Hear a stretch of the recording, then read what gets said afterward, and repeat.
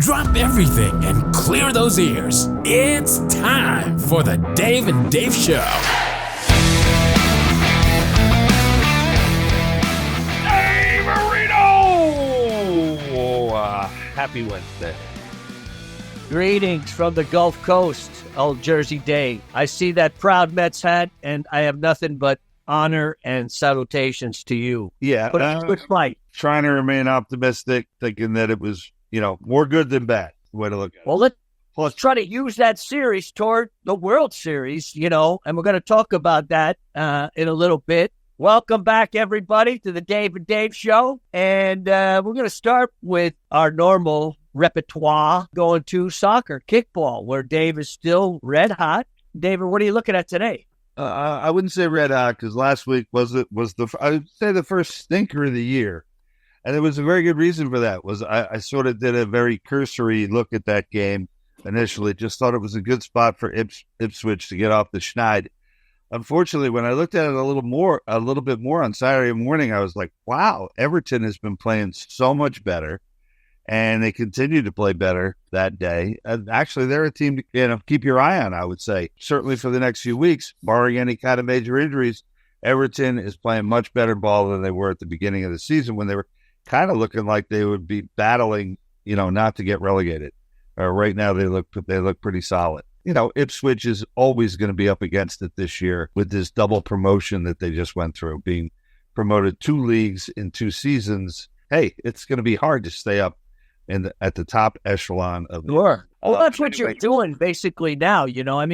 What are we about mid-season right now? You're not even close. Not even close. Yeah, they're just had started.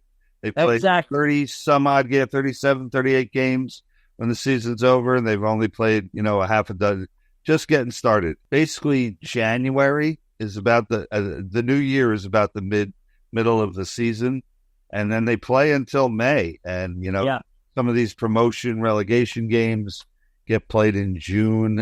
It's a very long season. People laugh at, North American sports for the length of the seasons. Nothing compared to European soccer. That's because they have a lot of breaks. They take a couple months off. Breaks in the action. Yeah, they take a couple months off. They take the summer off. Yeah, it's too hot to play soccer. They do what's reasonable. Mad an Englishman out in the noonday sun, as they say, but not soccer players. You look like a langosta after a while. You look a little red. Great games going on this week with the Champions League. There's some of them are going on right now. Right, great soccer. They have Barcelona's playing Bayern Munich. Big clash of the Titans there. But this weekend they're still going to have the club games because the matchups this week are club teams. So they're playing a midweek game, and in many cases they kind of have to travel pretty decent distance to play these games during the middle of the week. And that's why I'm taking a look at a game in the Premier League this weekend. I mean, it's a top of the charts matchup to begin with. It's Arsenal against Liverpool. Liverpool's playing today on the road in the Champions League, and Arsenal is really banged up.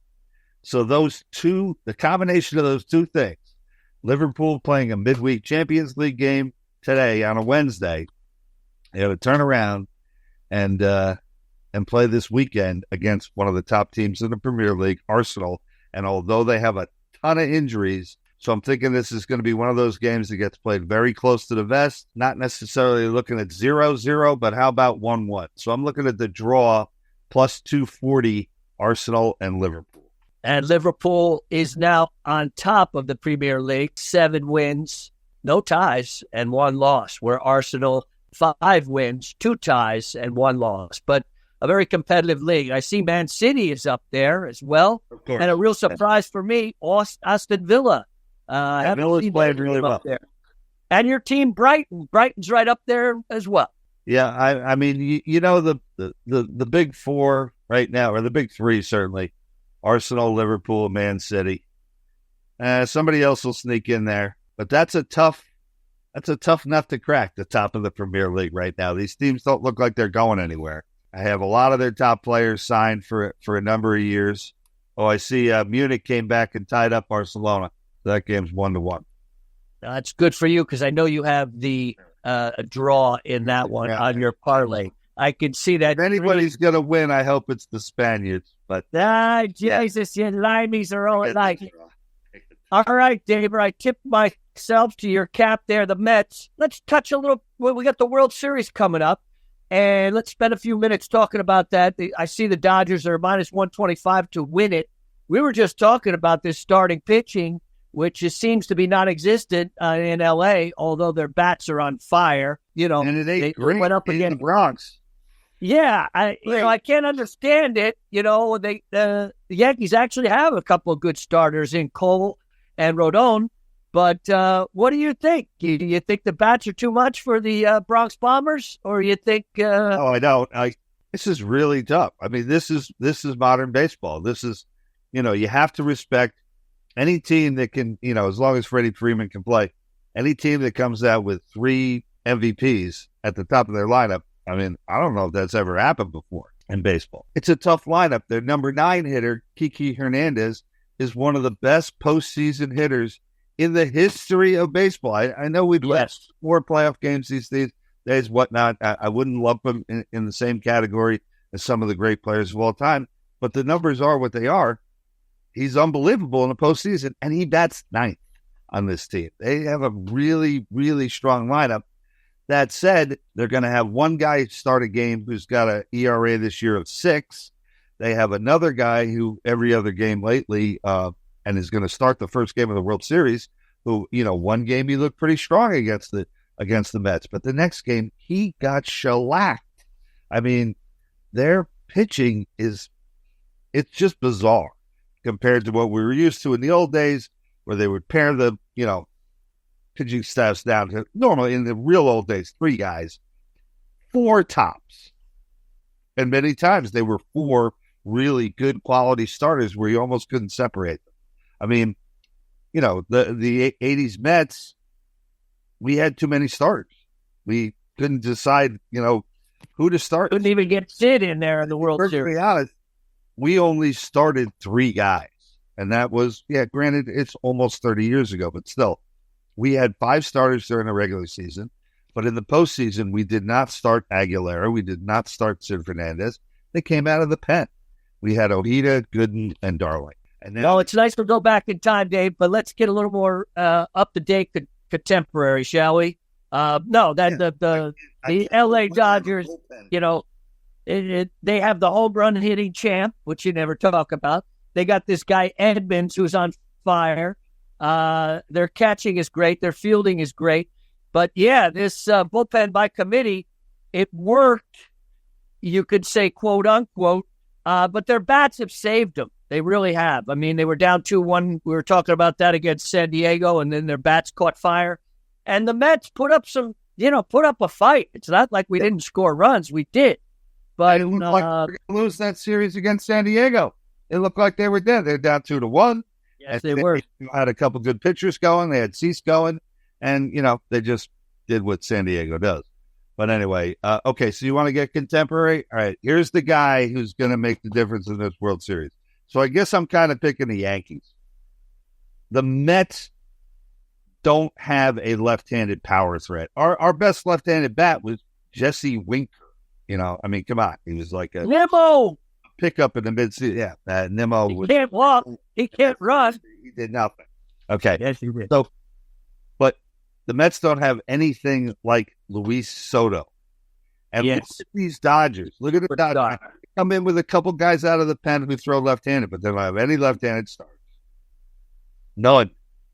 Luis Soto is going to make these guys pay. And if they decide, okay, we're not going to deal with Soto, well, guess what? Guess who's coming behind him? So good luck with that. So I guess my pick is the Yanks, because I don't see the Dodgers being able to handle Luis Soto with this. Well, they do have another left-hander. Rizzo's actually swinging the bat well, not with much power, because I think that hand injury is still affecting him.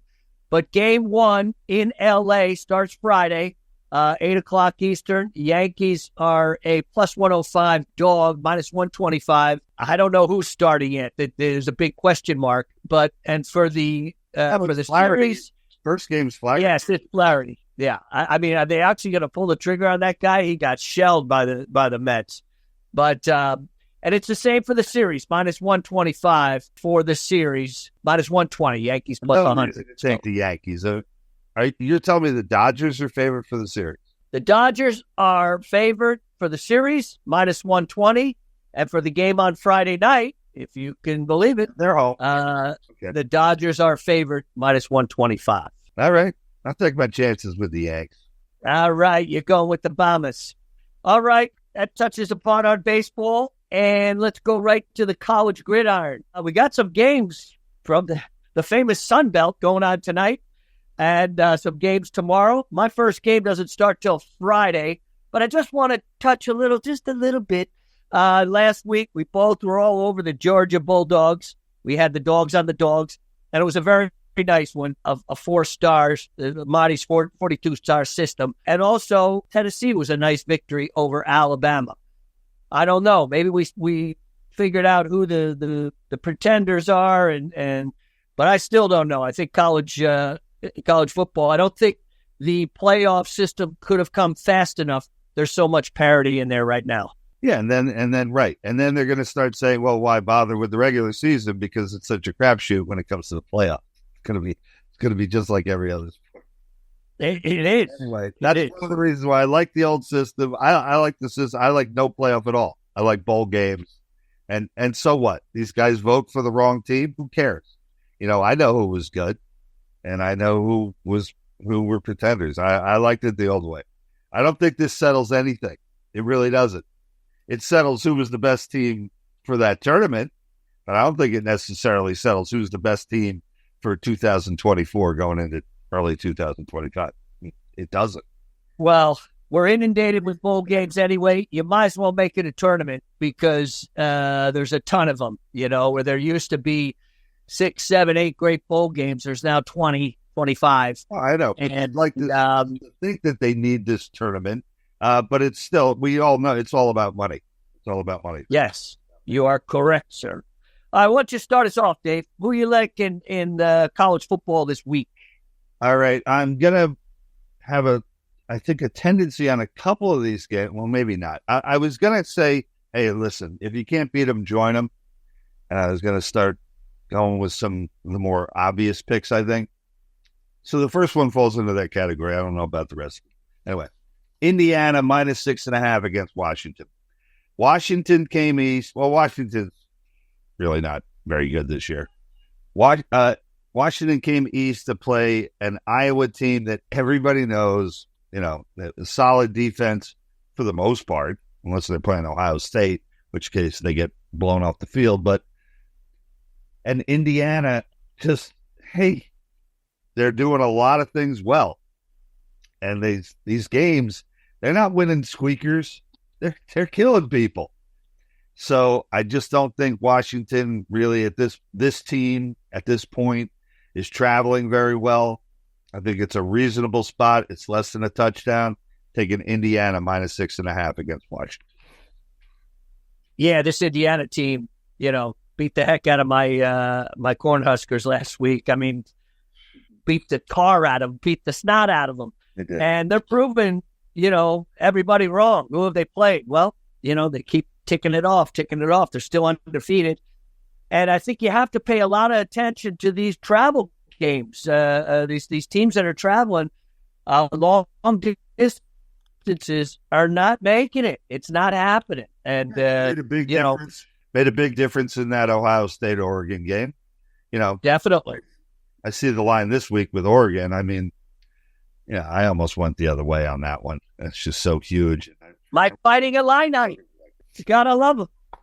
All right. Your first pick is Indiana. I'm going with a road team. I'm going with Boise State. I think they match up really well against the UNLV running Rebels, who have a really good season going this year. 6-1 overall, 2-0 in conference. Yeah. Boise State Broncos, 5-1, 2-0 in conference. They got that monster Ginty, he's got 1,200 yards of rushing so far. But I think this is a tough team that I was, touting from the beginning. And I think they're really balanced. They got they got a great offense, good defense, good coaching. I'm taking Boise State and it's up to 3.5 now. I got them at 2.5 earlier in the week, but Boise State minus 3.5 in Vegas. Tough game. I mean, it seems like UNLV rallied around the fact that the quarterback bailed on him because he hadn't been paid off enough, which is that's right. The $100,000 college football. fight. Yeah, that's great. We have to worry about that kind of crap. The guy's leaving school because, they promised me this and I only got that. Never mind the fact that you're going to school for free and, et cetera, et cetera. Anyway, so I'd like to. That's the state we live in, my friend. They're rallying with a different quarter, and this guy's completely different player. But the guy they got in there playing quarterback now is pretty good athlete. I mean, really one of the prototypical almost new quarterbacks. Can do everything, can run, can throw, and hey, that kid might have done UNLV a favor by leaving. So I'm a little scared of them. I'm a little scared of them getting points. I'm a little scared of them getting the points at home, but that you mentioned that back. That kid is a beast. UNLV not that great against the run. Yeah, I could see Boise State just handing the ball off all night long. Well, they got a great passer as well, Matson. He's got 12 TDs. Oh yeah, so they're pretty well down. Good team. All right, my friend. What's your second pick here, brother? All right, this one I'm taking on general principles, which these days seems to have been getting me in a lot of trouble, especially in college football. But Oklahoma has already lost me a bunch of dough this year. Oklahoma getting 20 points against Mississippi. I mean, when I saw it, I thought, maybe it's a misprint. I know. They're getting 20. I know they got guys hurt. I know they weren't that good to begin with. But Ole Miss is not that great. And I watched Mississippi struggle with some teams that are really right there on a par with Oklahoma. You're going to give me 20 points? I'll take it. That's the end of my analysis. 20 points, Oklahoma, thank you very much. I'll take it. Yeah, they're not a really good road team, 1-3 in the SEC, but Ole Miss is 1-2 in the SEC. They're not, I don't know, they haven't impressed me either. They came into this season supposed to contend for the title, and I think they've fallen a little short. That's a monster number. And these big spreads have not been covering. There's a few here and there, but especially interconference. That's a big number. We're going to have to see. Speaking of a big number, Navy. Notre Dame. I'm taking Navy, 13.5 against Notre Dame. I still don't understand the huge spread. The midshipmen are playing at home. We're 6-0. They dismantled, their schedule has not been that tough. Charlotte, UAB, Air Force. But they got a great offense. I think they're going to be playing with a lot of passion. I think they're playing in Jersey, right? They're playing in the Giant Stadium, Metropolitan Stadium. Yes. Anyway, I'm still not convinced on Notre Dame.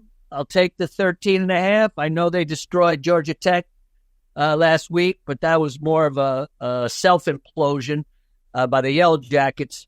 I got the midshipmen. They don't need Roger the Dodger to cover 13.5. All right. I agree with you wholeheartedly that it's not one of my picks, but I do agree with you on the Navy pick.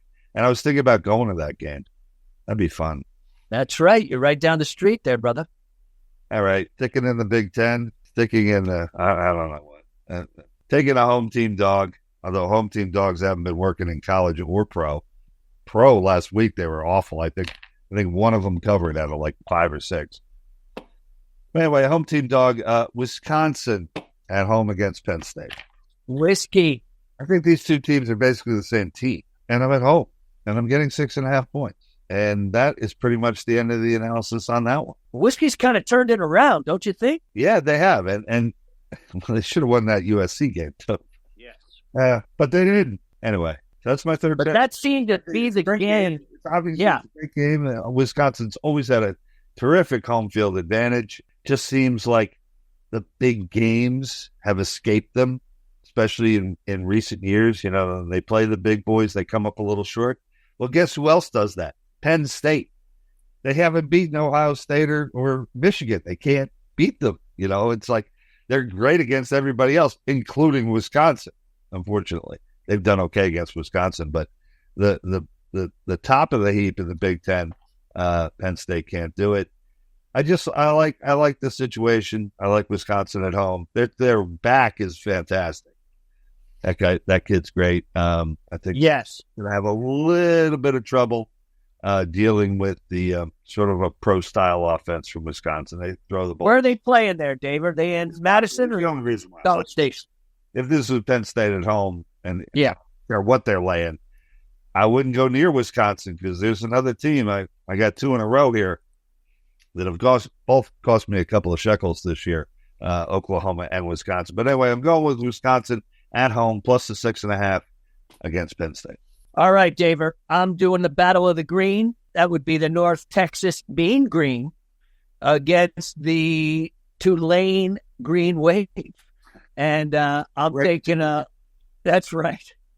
I'm taking the home dog. I think these teams are equal. I really do. North Texas has got a good offense. They're playing good right now. They're 5-2.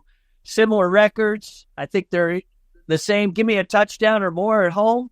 I'm taking North Texas as my third pick. All right. Well, for a grand finale here, actually a pretty good matchup. One of the reasons why I like the home team is because the number's so big. I get it. SMU's look pretty solid this year. Yes, they have. I guess early on, they were actually kind of a big favorite against BYU, and BYU handed it to them. But that kind of laid the groundwork for the fact that, well, people underrated BYU coming into the season, and they're a heck of a lot better than people thought. But I just don't see this number making any sense. Duke at home, plus 12 against SMU. That's my pick. Whenever I take an underdog, doesn't matter.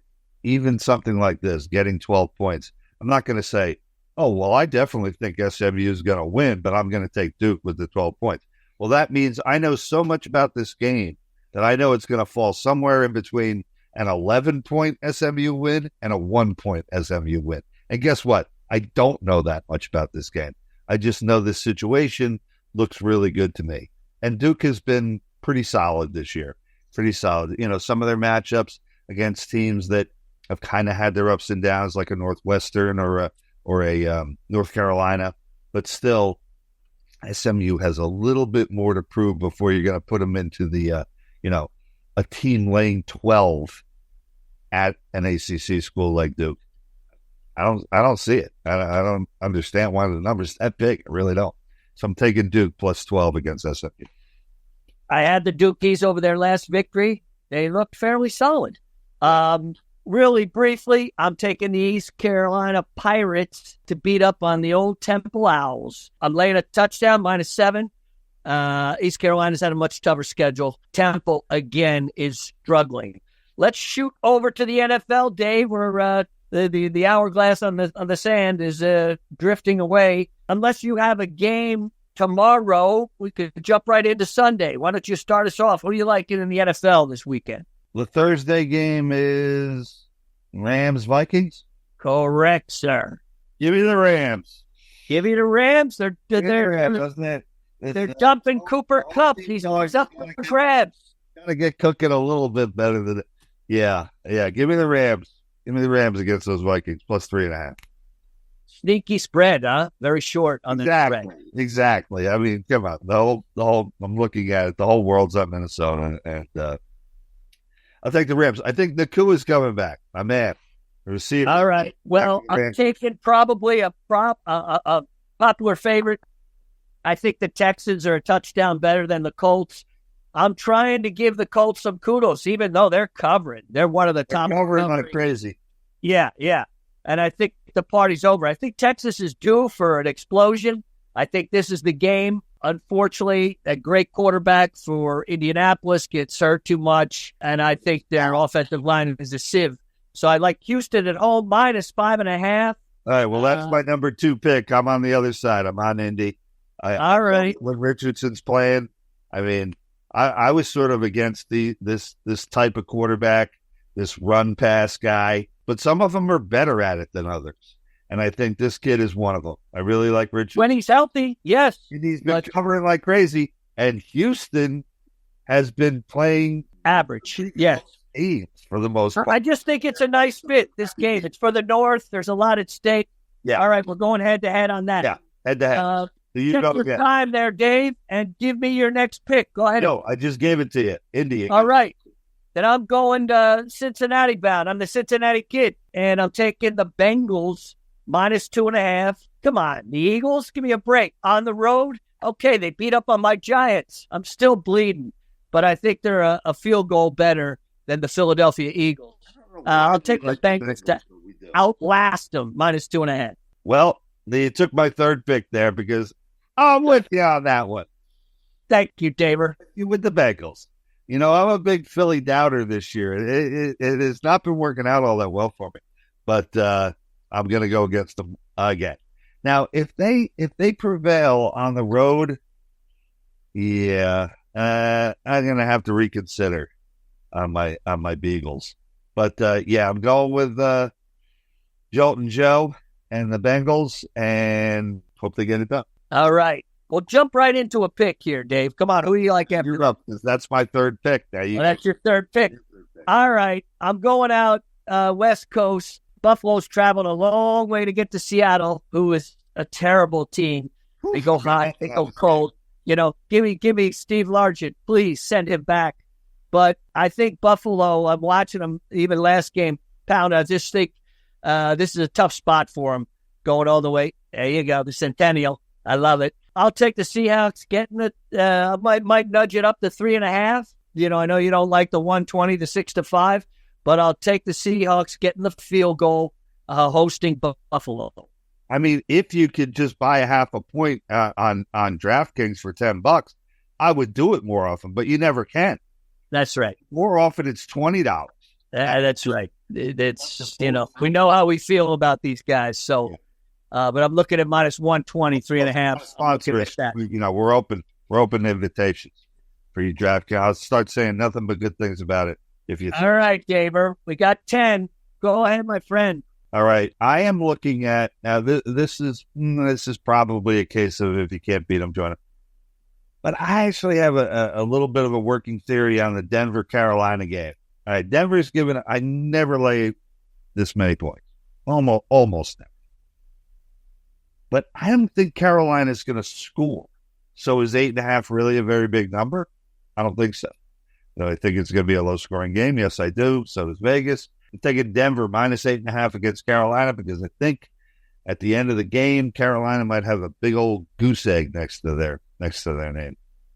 Yeah, and their spread is going up. It's up to 10. Oh, really? I saw it you to have just now.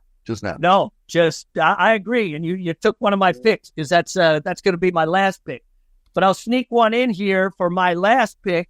Is going to be, and it's probably I'm jumping on the bandwagon. I like the Commanders at home. They're getting 2.5 against the Bears. You know, I think Washington. I guess they're assuming the quarterback's out. Oh, they're out. Yeah, he's out. Marcus Mariota is the starter. Yeah, no way. Comes in. I heard he might play, but Mariota's had his moments in this league. No doubt. He gets no respect. He's the Rodney Dangerfield for an Oregon grad. You know, I wish we had him for the Giants. I really do. He's a much better number 8 than our number 8. I'd take him over Aaron Rodgers in a second. I'd take Marcus Mariota. And we have a little bit more money to pay somebody else to actually play football. Yeah, I'm taking him on the money line, +120. I could get 2.5, but I think they're going to win the game. They're hosting the Bears, and that's my final pick for this week. Dave? Who would have thought, if you were looking at this game in July or August even, that Bears-Commanders was going to be such a cool game? This is going to be a good game. And a cool game is right. Yeah, they're exciting. Quarterbacks are both exciting teams, and they both believe in themselves. So it sounds like they're pretty well coached. And the biggest I was against Dan Quinn, you know. I was really against him at the beginning of the season, but I'm starting to believe. All right, so that means I'm last. You are, sir. I might as well go with the last game of the week and just go with a total, I guess it's a total heart bet, and I'm absolutely going against anything using my head at all, and that's it ain't so. Against the Steelers on Monday night. Dang. Giants against the hey, I'm telling you, I get all the New York media here, you know, 24/7. they could not be any lower. I don't think I've ever heard them talk shit about the Giants.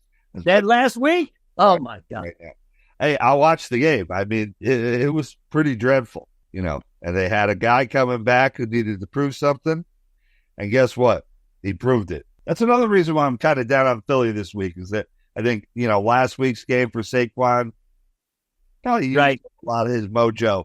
And I'm hoping that Cincinnati can get off with, him still patting himself on the back about how great he did against the Giants. Yeah, Giants against Pittsburgh. This is really not a pro-Giants pick at all. I still have my questions about Pittsburgh. I think they got fortunate with having Russell Wilson out. I think they were better off with Justin Fields. I really do. They made the switch. They went to Russell Wilson.